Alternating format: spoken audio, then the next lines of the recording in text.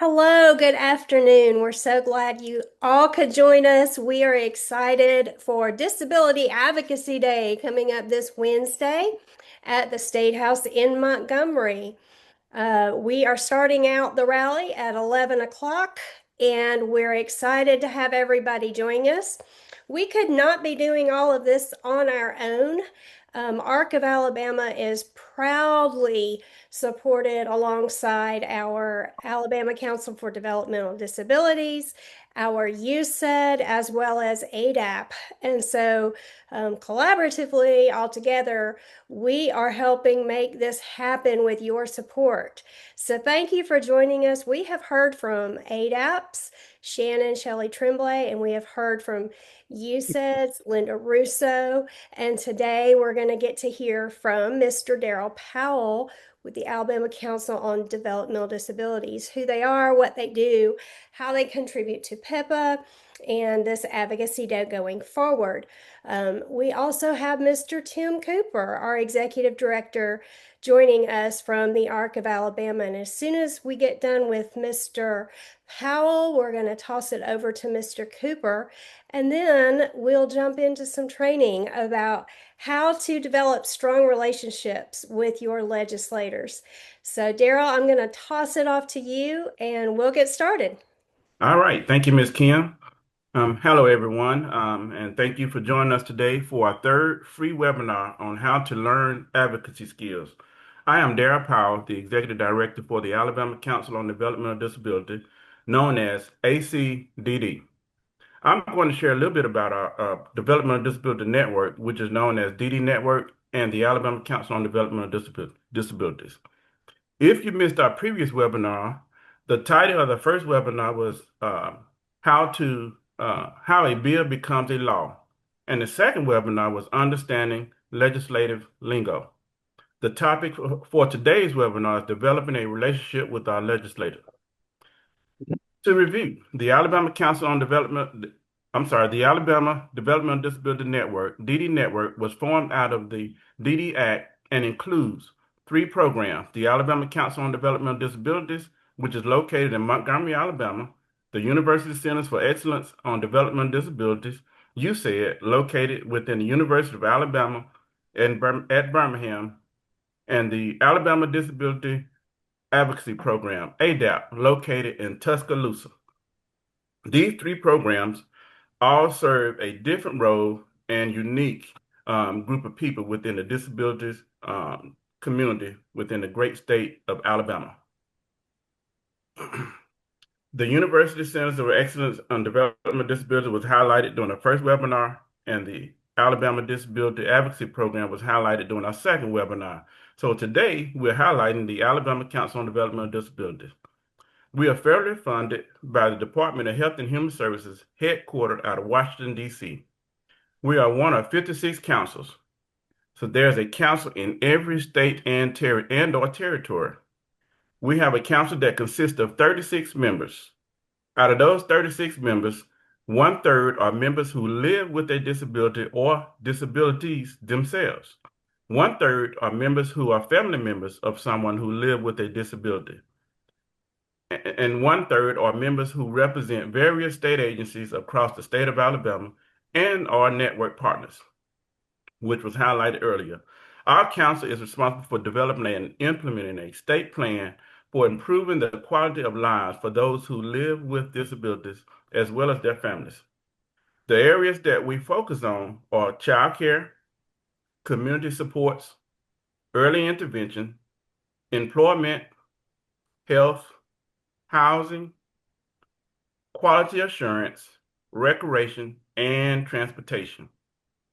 Through the work of the council, it is our hope that all Alabamians have an opportunity to live, learn, work, and play in their own communities or community of choice. So to learn more about our council, please visit our website at acdd.org. We are a proud member of one of the agencies that help sponsor and support the Partners in Policymaking of Alabama, which is a great program to teach people of Alabama how to interact and serve and work with people in our legislature. And along with our partnering agencies, the Arc of Alabama. So we are great partners and excited to be a part of this webinar. So we would turn it over to Ms. Kim, who would turn it over to Mr. Cooper from that point. Thank you. Thank you so much, Daryl. I appreciate that. I think it's really important going forward that the community that we serve all has a really good understanding of our DD network and providers like ARC of Alabama, how they exist, what they do, who they are advocating with and for, and the resources that are available within each of those. So thank you for that overview. I'm excited to introduce now to you Mr. Tim Cooper. He's our executive director. He's with the ARC of Alabama. He's going to tell you a little bit more about the ARC of Alabama, the chapters that we have around the state, who we are, what we do, and how this all kind of ties into one of our missions, which is legislative advocacy. Hello, Mr. Tim. Good afternoon, everybody. I'm glad to be here, and thanks, Kim, and Alex and everybody for getting this webinar going on. As Kim was saying, I'm the executive director of the ARC of Alabama.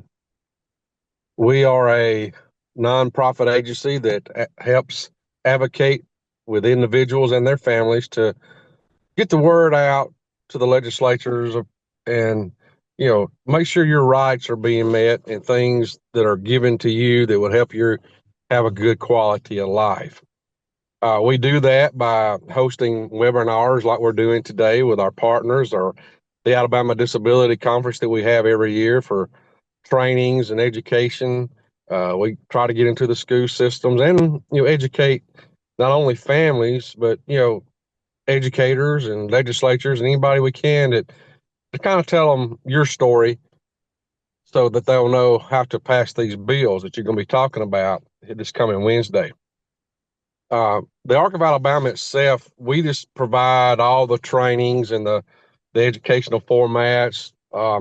Our 30 local chapters that we have throughout the state of Alabama provide the main services that you're probably aware of: the residential services, our community experience, our employment, our respite care, and the services like that.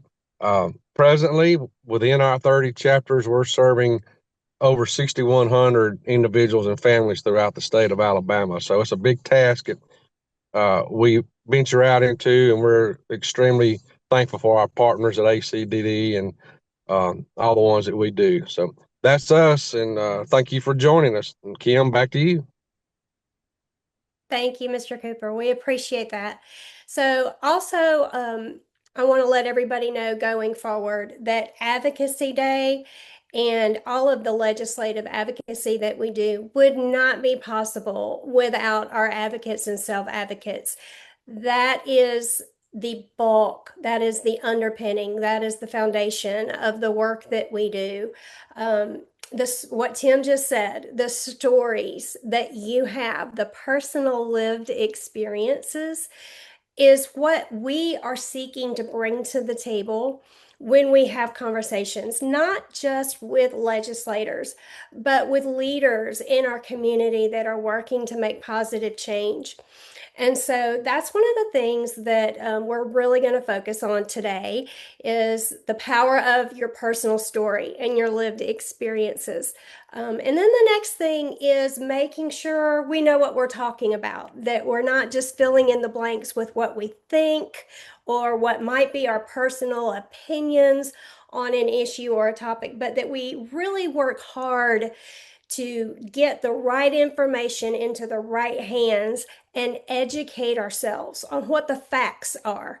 Because while facts tell, stories sell. That's something I learned from my husband, who is in sales. And facts will grab a person and make them think, but you will move a person to action when they hear your personal lived experiences and you tell your story. So we want both. We want to make people think. And then we also want to move them toward action, right?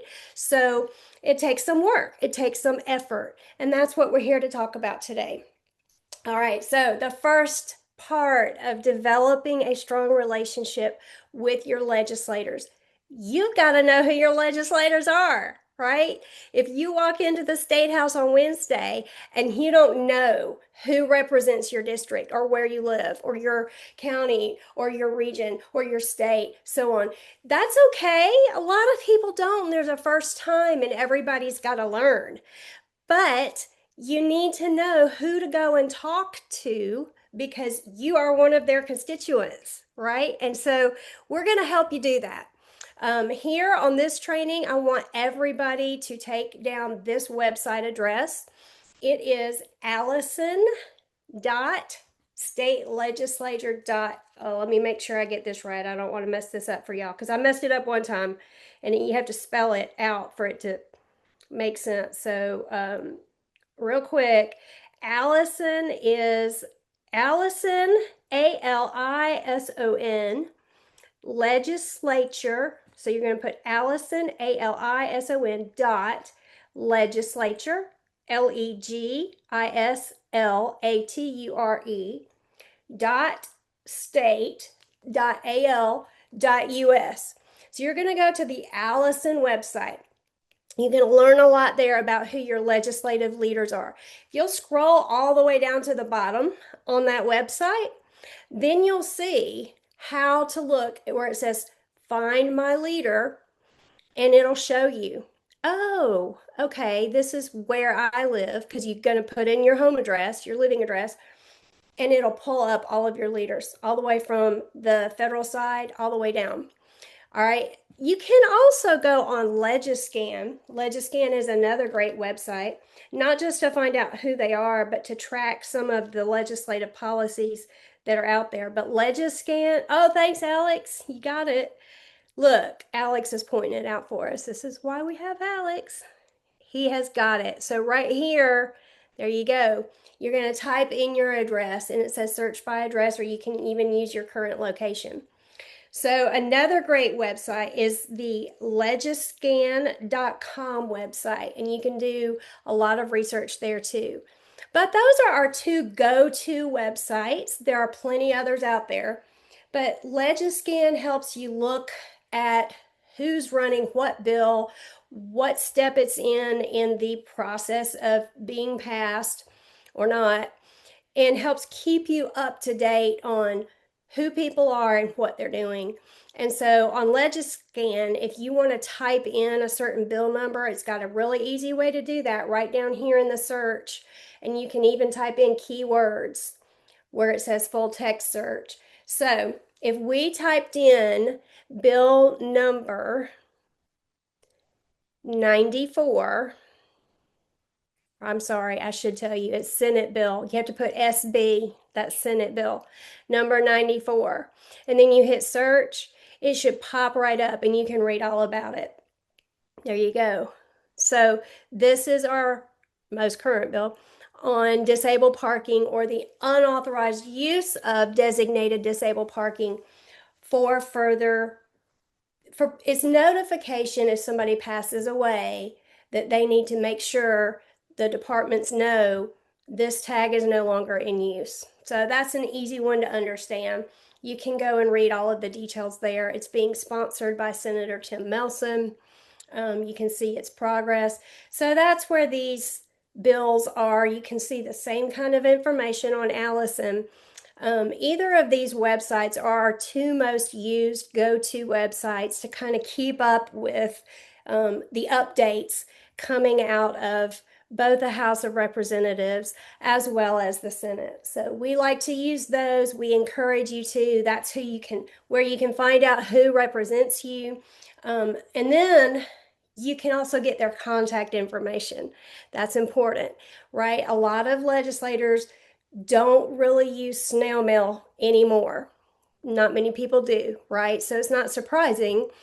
But what they prefer is a phone call or an email.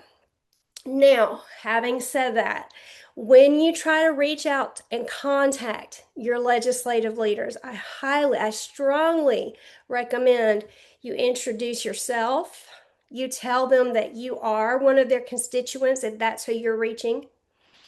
That's how you let them know, you tip them off and let them know, hey, I'm going to be voting and I'm going to be paying attention to how you vote. And so, me being one of your constituents, you're a stakeholder. You've got a dog in this fight, in other words, right? So, you have some ground to stand on as their constituent saying, I need you to pay attention here, right? So, when you do that, you tell them who you are, where you live, what's important to you, and how they can hear back from you because you want to talk more about it. So you're going to offer them your contact information as well. And so let's dive into that after you tell them who you are and where you live. Let's dive into that part about what's important to you. All right. So I'm going to just speak from personal experiences and what I have seen work really well, not just from my leaning on my PIPA training, my partners in policymaking training, but my experience with the Colby Act when that passed. So the Colby Act started out years and years ago as an idea. It was an idea that occurred to us during COVID when we were watching the world shut down and things become stressful. And it was even the social isolation side of COVID was even more difficult to deal with for my son with a disability than it had been before, right? And so we were at an age and stage in his life in that what they refer to as the transition age or stage. And that became tumultuous. It was difficult for us to know what to do and how to do it next in a world that felt like it was kind of caving in during COVID, so to speak. And so we just went online and started Googling and having conversations with other families who were living the same experiences that we were. Long story short, what happened was our school was telling us to do one thing about guardianship while we were hearing from other families and people that that decision did not work out well for them. And when Colby decided he wanted to go to college, we had never planned for that reality. That was not in our to-do list for him. It wasn't anything we had considered or even really saved money for. I'll be honest with you, I didn't hold my personal expectations high enough for him. I had just by default automatically ruled college out because I had assumed, well, you have to have a high school diploma or a GED. And that's something Colby didn't have. And so I didn't think college would ever be a reality for him. So I had ruled that out until he started talking a lot about it and speaking up for himself and telling us that's something he really wanted to do. So in that process, we realized for him to go to college, almost all of these Think College programs for students with intellectual or developmental disabilities required or preferred, some required, some preferred, that they were their own guardians. In other words, they didn't have parents that presumed guardianship on their behalf before they entered that program. These Think College programs want people to make decisions for themselves. And so we were confused. We had to do some research and some digging because our school was advising us toward becoming Colby's guardian. What we learned was there was this big new idea called supported decision making. We liked that idea. That meant that Colby could continue to be his own decision maker, did not necessarily have to have a guardian, and that there were a lot of drawbacks to becoming his guardian, one of which would have probably kept him out of being able to attend college. And so, as we realized that supported decision making was something that you can do formally or informally, we understood that a lot of states were starting to adopt supported decision making laws. And so immediately we went and we looked, Allison, Legiscan, We didn't have any of those laws on our books yet. This was something new to Alabama. It didn't exist here yet. While it was a relatively new idea, nationally speaking, it wasn't necessarily new to all of the states. At the time, there were about 13, 14 other states who had already done it. And so we had conversations with ADAP.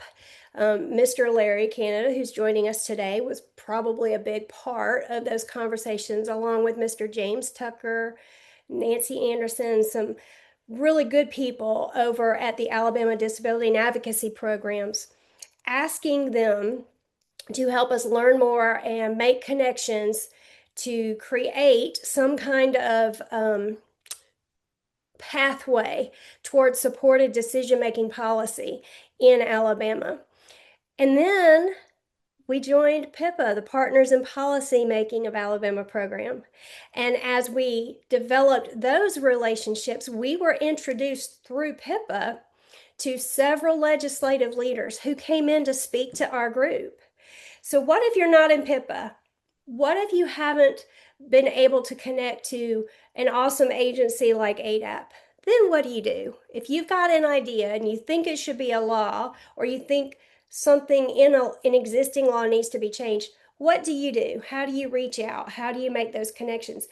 You go and you speak with your legislators, and you don't stop. You keep connecting, you keep reaching out. You keep asking for time to speak with them, whether it's a meeting in person, a meeting online, a phone call, an email exchange. You keep going and you speak to anybody and everybody that can listen to your personal lived experiences and why you think these issues are important. It took us about a year for us to, what we call, land a sponsor, to get a legislator that would sponsor this bill and help us write it. And once we got that, it took us a whole nother year of conversations with lawyers and judges and all kinds of legal experts that understood guardianship or conservatorship and all of the things that go with it, to help us craft this bill in a way that was beneficial for people with developmental or intellectual disabilities. So once we finally got it up and going, the third year, 2023, it hit the ground running because we had some really awesome legislative leaders behind us who were sponsoring this bill. Cynthia Almond of Tuscaloosa picked it up first, and then Senator Arthur Orr joined her on the Senate side of it, and it passed unanimously. We got a lot of traction from who we had sponsoring the bill, the Colby Act. So that year was a huge learning process for us. We went in and out of committees and caucus meetings, educating legislative leaders on what the needs in this community really were, what our daily lives looked like from the time when Colby was young to where he was at that point, that age and stage, and what we wanted his future to look like, and why this bill affected his future. And it was so critical to create a pathway for people to be able to be seen as capable, and for our legislative leaders to understand that we believe and we know, and we have all this research to back it up with, the capacity is literally, actually fluid and not fixed. And we all know this. We all know this in our core. You watch a baby grow and learn. You watch an adult change careers. You watch somebody go online to look at the ratings of a product before they decide to purchase it, right? We all know we can learn more and do more when we have information that supports our decisions, right? We all know this at a fundamental level. So when we were able to meet these legislators and show them evidence of growth and responsibility and functional capacity that was continuously on an upward trajectory, and we had documentation to show them that look, if Colby had a guardian, these things would not be possible. There would be somebody else speaking for him, literally. The light bulbs went off. They kind of understood all of a sudden what we were trying to say and where we were trying to go. That was a year of conversations and meetings. A lot of legwork and sweat equity went into that one bill leading up to it being passed. Now, when I say that, we couldn't just barge our way in to these places. We had to be really consistent and really strategic. We had to understand who sat on which committees, which legislative leaders were over the Judicial Committee, who they were, what they did, what they believed, looking at their voting track record, understanding what it is they do for a living and what their lived experiences were with this topic.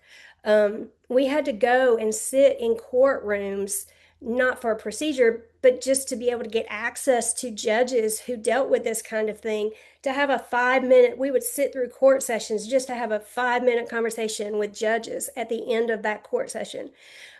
So there was a very strong, heavy commitment on the front end to get that kind of work done before we could even get to the point where it was a bill that could be voted on. When do you do that? When is that a good time for you to go in and do that kind of legwork and have those kind of conversations and meetings? You can't do that during the legislative session. You could try to, but it's virtually impossible once the legislative session starts because our legislative leaders are so busy, especially this year with campaigning, with everything else they've got going on. And so, what your best strategy is to contact them when they are at home, when they are not at the State House doing that kind of work, when the session is not active, when it's over. So that's during the year, right? That's going to be during the summer, the fall, going into the winter. But in spring and early summer, when legislative session is already in, you can plant some seeds and have those kind of conversations, but that's not the time to gravitate toward actually getting a bill created or sponsored or changed an amendment. That's kind of too little too late at that point.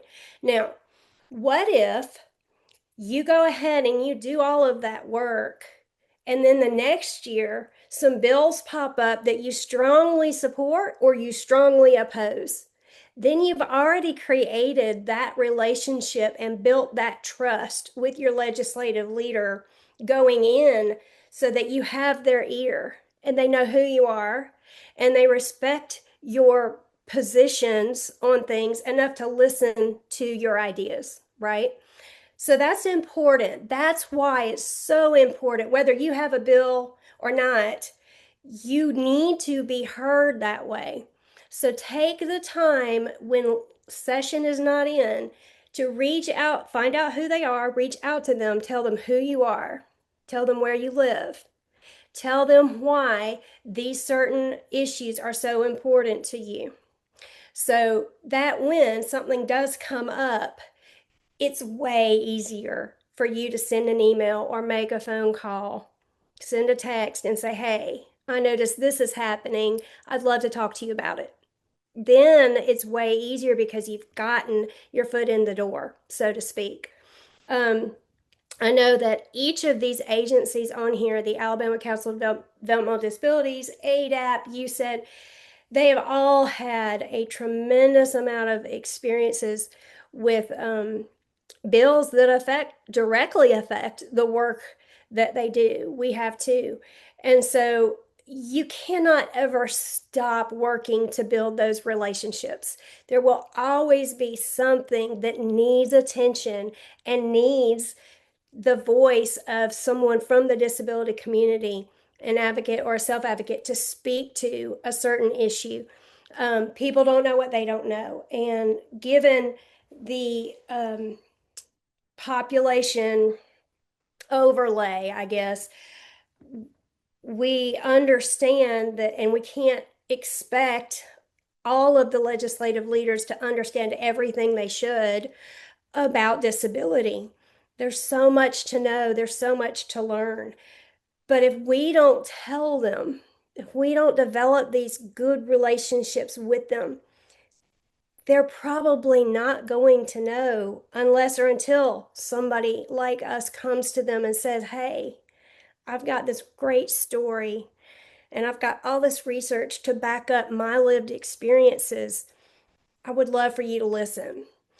We always like to, regardless of where you stand, what you think, we always like to express the fact that disability does not have a party.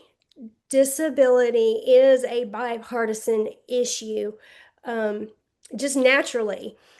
People on both sides of the aisle know someone or have someone in their family with a disability.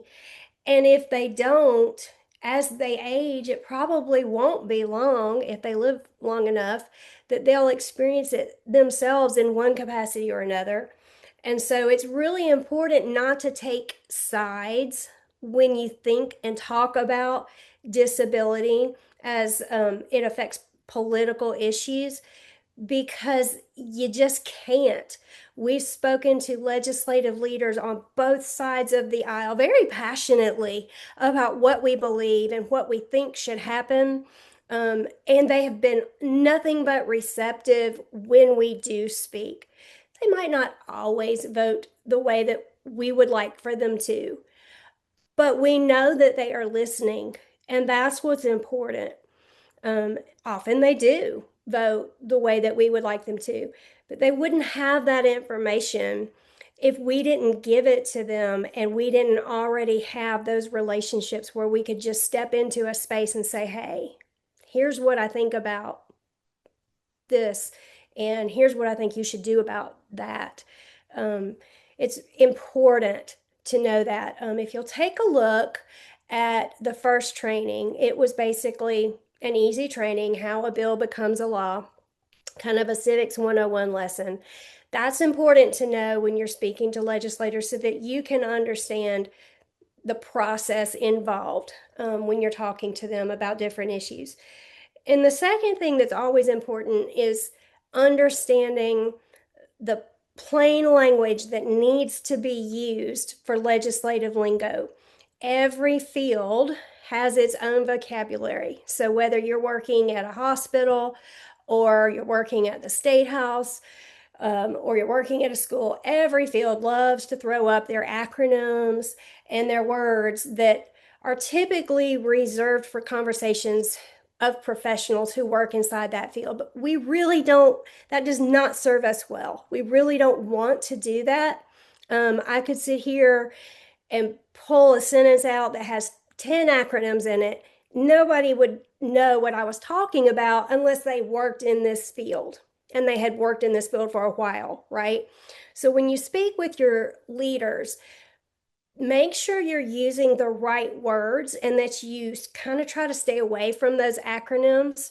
When we say ACDD, if you're speaking to somebody that doesn't work in this field, you're going to need to tell them what that stands for, the Alabama Council on Developmental Disabilities, right? And so just be careful with your language when you're having these conversations. Use plain language words.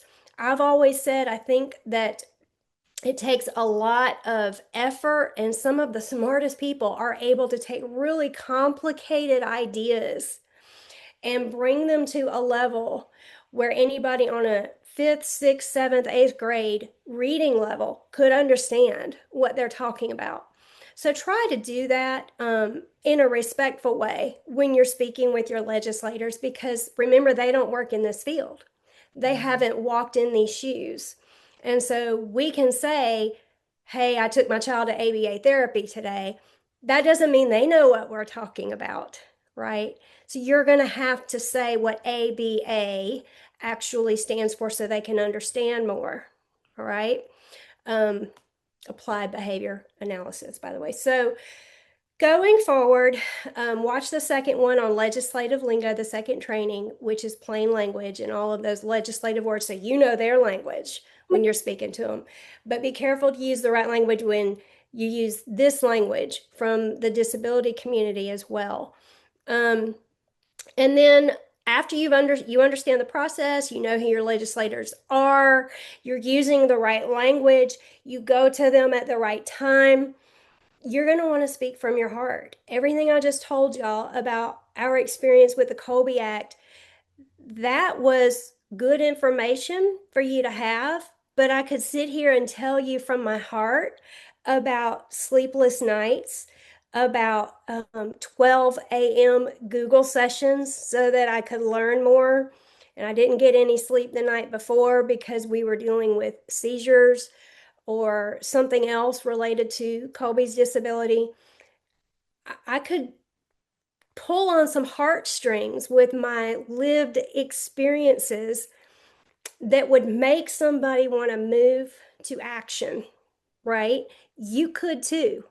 You've lived experiences that very few people in this world have walked through. Very few people know what it's like to sit in a hospital for days on end, listening to one doctor after another paint bleak pictures for you. But you can tell your legislative leader what that's like. You can't let the emotional side of it in your story and everything that was involved there with your experiences be the only side of it. You've got to say, hey, this is not just me. I am not the only one. There are lots of other Colbys out there. There are lots of other people with these same kind of lived experiences. Let me show you. So one of the things we did with the Colby Act was we printed up a map, and that map showed where all of the states had already voted on supported decision-making laws and which states hadn't. And so one of my taglines every time I would leave a meeting, I would say, let's make sure Alabama is not last with this effort. We can be one of the first.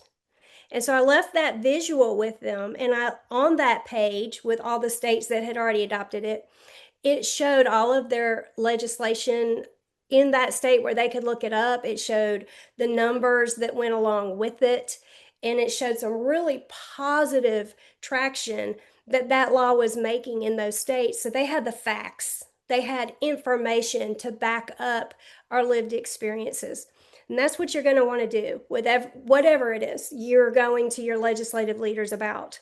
You're going to want to give them some facts, but you're not going to want to leave until they hear from your own personal lived experiences what it's like, how it feels, the fears that are involved, the hopes and the dreams that are involved, and all of the stuff that would try to get you to a point where you're helping them move toward, yes, I see, we need to do something about this issue. All right, so that's a little bit on what to do, on how to develop relationships. When you go into the State House on Wednesday, and you could do this any day while they're in session, but specifically on Wednesday when we're there for the rally, we're going to have handouts, and they're going to be blank letters that tell them, you can fill in the blank, hi, my name is, I am from this place in Alabama. I have experienced these issues with disability. Here are some bills I'm wanting you to support or oppose. You fill that information in. You leave it on their desk if they're not there. We hope that they're there. We hope that they'll meet with you. But you always put at the bottom your name, your number, your email, and then you follow up with a phone call. You follow up with an email. You start that conversation off and you initiate that relationship by effort involved, consistently trying to get time with them so that you can speak to your lived experiences that way. It's simple, but it takes persistence. It's easy, but it takes consistency. It's work, but you can do it. It's doable.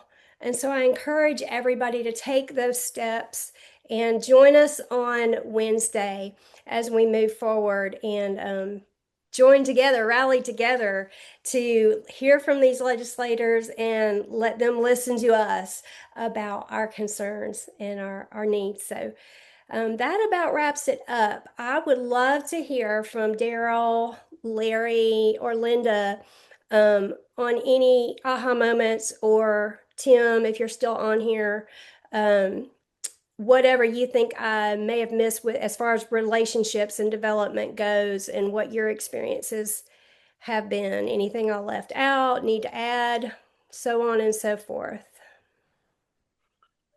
Hey, Kim, I don't think you left out anything. I think it's all about relationships. So I think you hit the nail on the head. So we thank you for all that you've done and all that you've shared for people to be more confident and ready and equipped to talk and communicate, engage with their legislators.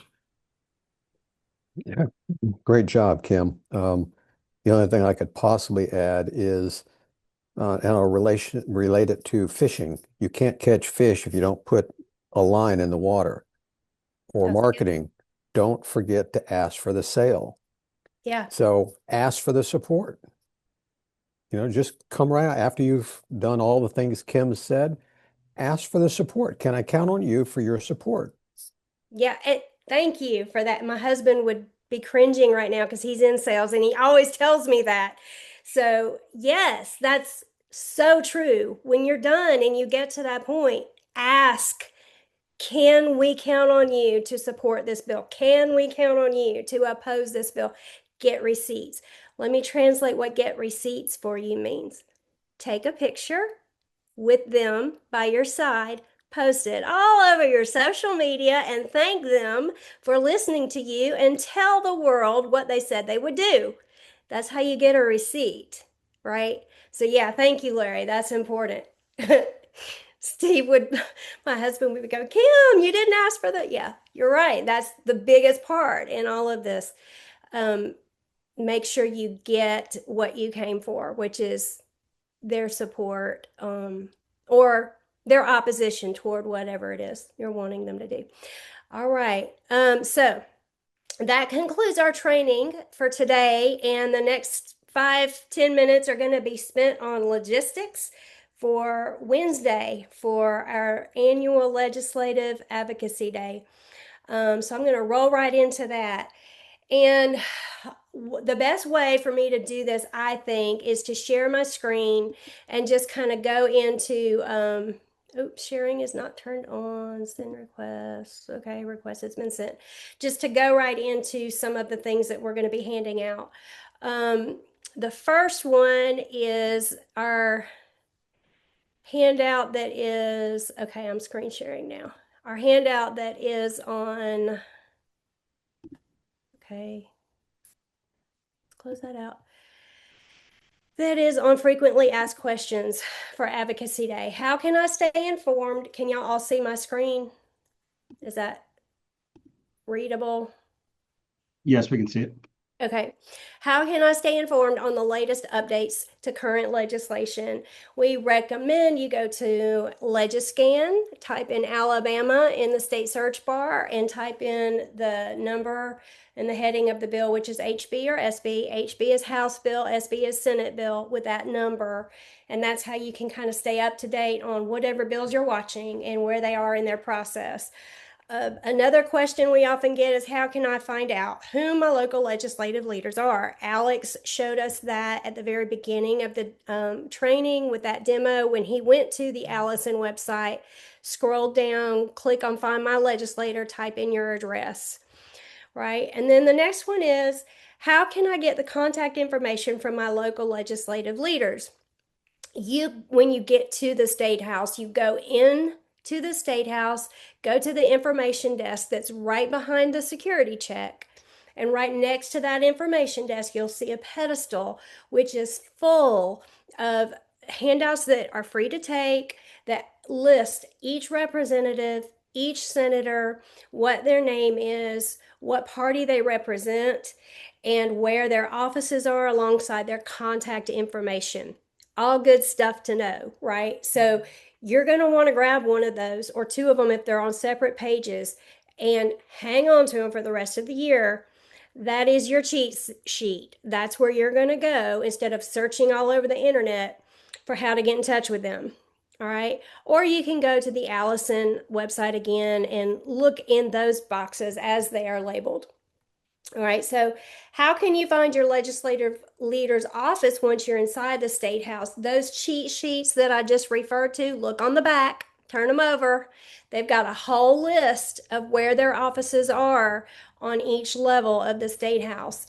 I'll give you a hint, the representatives are physically on the floors below the senators. So the senators are all the way at the top.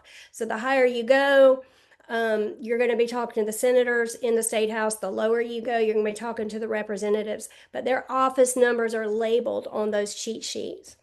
All right, so what can you do if your legislator is not available to meet with you? We've already given you that blank page that you can leave behind on their desk. You're going to be getting that on Wednesday. You've already got their email. You'll be getting their phone number. You're going to be calling and leaving voicemails. You're going to be sending emails, and you're going to be leaving those one pagers behind. If that blank template that we have created for you to fill out is not enough and you want to create your own one pager with your picture and more detailed information, go for it. I would love to see that. That shows that you've put a lot of effort into trying to connect with them. We love it when self-advocates create their own one pagers to leave behind with their legislators. So I highly recommend doing that. And then last but not least, don't give up. I promise if you just keep trying, you will get to the point where you're going to reach somebody, even if it's not them, and it is their assistant. That's okay. You'll get to them. Just keep being persistent about it. All right, so this is the next handout we're going to be passing out on Legislative Advocacy Day, and that is bills to watch. All right, can everybody see that? Yes. All right, so these are our bills to watch. We've got this, it's two-sided. House Bill 249 and Senate Bill 83. That is somebody we're going to hear from, Senator Orr, on the rally day. That is giving a notice for requirements and more training when it comes to the people that would be guardians or take over for conservatorships.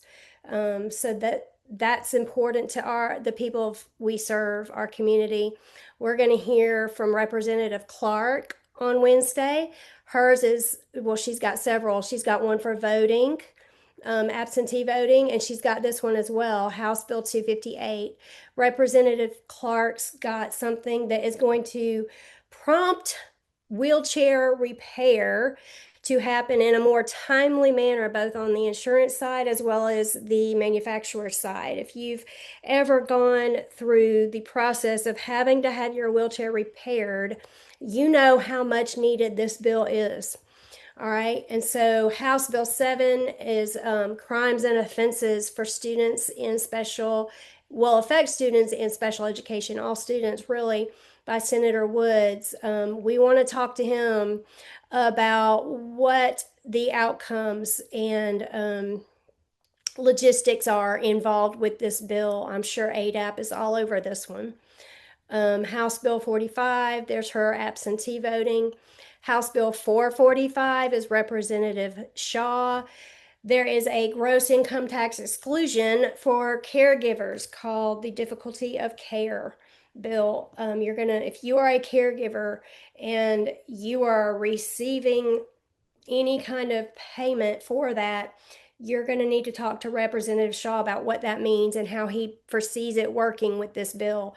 We think that's going to be closely related to a lot of the care that we give for HCBS. House Bill 68, Representative Hassel has a voluntary ID on driver's license. EMS, police, and fire are the group of people that could be speaking to that. alongside the community people we serve with disabilities. All right. Oh, I'll go back down. House Bill 465 and Senate Bill 186 is Representative Hallman, Senator Coleman, Evans. That is the invisible disability tag ID. We know that there are plenty of people driving around that would like for those who interact with them in an emergency situation to understand that they may have an invisible disability that requires a different approach than most. And so this voluntary way to sign up for tagging their ID with the fact that they have a need for this kind of support during those experiences is something that Representative Halsey and Senator Coleman are both going for in those bills. House Bill 99, Representative Brignac, I'm not sure that that's still on the table, but if not, he will probably bring it around in some form next year. So you'll want to start conversations with him about this now. But that is a Bill of Rights for adults with guardians. That would affect the probate courts, the guardians, and the wards. And so try to brush up your knowledge on House Bill 99 while it's out now, and you can look at it to move ahead. We've also got House Bill 115 with Representative Oliver. That's the rural physician's tax credit. If you've lived long enough and understood how critical it is to have hospitals and professional physicians in rural areas, you're going to understand the importance of this bill.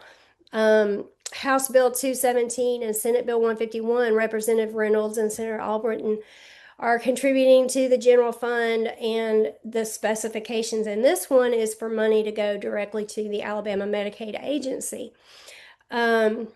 Continuing down, we've got House Bill 235 by Representative Garrett. We've got House Bill 237 by Representative Garrett, and we've got House Bill 238 by Representative Garrett, all associated with money for the ETF fund to go to those different things, whether it's specified agencies, the RAISE fund, or public education support and maintenance. So all three of those bills are being sponsored by the same person and affect the Education Trust Fund budget. Senate Bill 41 is Senator Kelly. He's got a bill that involves what to do to try to curb some of the elder abuse and exploitation that is happening and remove some rights of survivors from bills who have committed any kind of abuse or exploitation against that elder person. Senate Bill 46 is another one by Coleman, same driver's license voluntary ID. One's for the tag, one's for the driver's license. So Coleman and Halsey are heading those up. And then Senate Bill 94, that's the one we looked up in the demo by Senator Melson, which requires notification upon death for people to be able to use disabled parking tags further. All right, so those are the bills we are currently watching. We try our best to stay informed with bills as they move or as they get dropped and pop up. We can't always control the timing of Disability Advocacy Day. Sometimes bills get out and get passed before we can ever even get to Advocacy Day to advocate for them or against them. And so we depend on you to do that kind of work. We recently had some bills come up that dropped at the last minute. We didn't know they were coming. They were directly related to the group of people we serve in the autism community. And before we could rally around it and grab enough ears to understand our concerns with it, it was passed. And so that happens sometimes. We need you to be able to alert us to what you hear and what you see as soon as possible. And that's why developing all these relationships becomes so important, so that when something like that happens, you can go straight to your representative and your senator and say, hey, this just happened. It scares me because, or this just happened, and we really need to get this passed quickly because. Whatever the circumstance is, just understand that this advocacy day, while yes, it's huge and it supports the community of people we serve and it connects us directly to our legislative leaders, it's not nearly the end all and the be all to the importance and the value of those relationships you can develop on your own within your own communities. So that's important as well. We're also going to be passing out the Leave Behind, which is just a simple one pager. It's a fill in the blank letter that kind of shows everybody who you are, what you do. Oh, make that go away.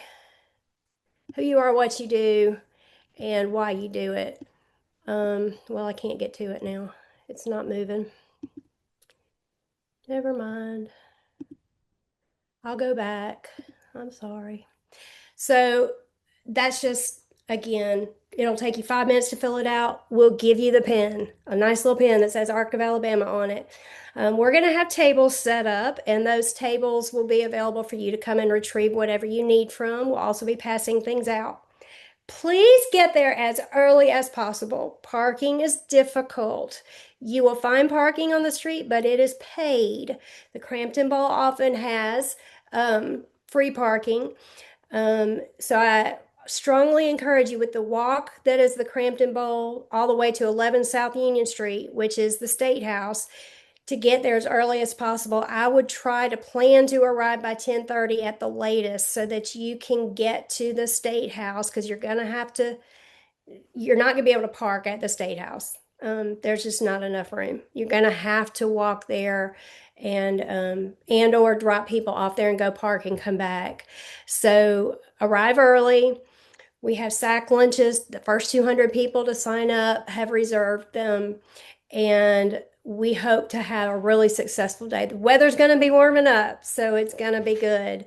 I think that's about it. If there's nothing else, y'all let me know how I can help. Feel free to reach out.